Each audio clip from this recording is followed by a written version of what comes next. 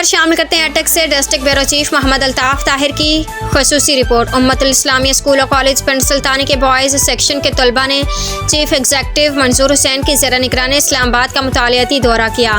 طلباء کو leak view, لوک ورثہ اور فیصل مسجد کا دورہ کرایا گیا، لیکن یہ مطالعاتی دورہ طلباء کی جہاں تفریح کا ذریعہ قرار پایا، وہاں ان کی ذہنی وسعت اور تسکین کا باعث بھی بنا۔ اس مطالعاتی کی امتیازی خصوصیت یہ قرار پائی کہ عجائب گھر میں طلباء کو چیف ایگزیکٹو منظور حسین نے تحریک پاکستان کے ہیروز کی قربانیوں پر مختصر مگر مدلل بریفنگ دی۔ طلباء نے بجش خود اپنے قومی رہنماؤں کے نوادرات دیکھ کر خوش ہوئے اور ان کی معلومات میں حیرت انگیز اضافہ ہوا۔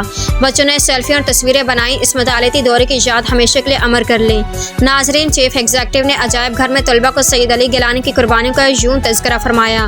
اس مطالعاتی دورے میں جن اساتذہ نے طلباء کی سرپرستی فرمائی ان میں محمد خان، بابر شہزاد، محمد عمران، عاصم منظور، محمد ارسلان، عثمان خالد اور الطاف طاہر شامل ہیں۔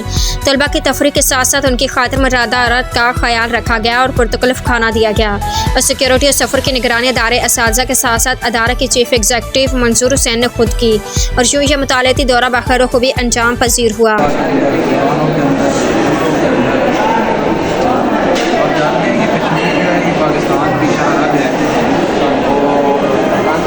پاکستان کا حصہ ہے، اس کے لیے کشمیر کی آزادی جو ہے وہ ہمارا فرض بنتا ہے، اور یہ آپ سمجھ لیں کہ نوجوان نسل پر یہ ایک قرض ہے کہ جسے آپ لوگوں کو اتارنا ہے، کشمیر کو آزاد کرنا ہے۔ کشمیر کی آزادی کی جنگ کا آغاز جو ہے سید علی گیلانی وہ شخصیت ہے کہ جنہوں نے اس جنگ کا آغاز کیا تھا، اور یہ آج بھی وہ جدوجہد آزادی جاری ہے، اور انشاءاللہ جب تک کشمیر آزاد نہیں ہوتا یہ آزادی کی جنگ انشاءاللہ پوری پاکستانی قوم اور پوری ملت اسلامیہ یہ جنگ لڑتی رہے گی انشاءاللہ، اور انشاءاللہ کشمیر آزاد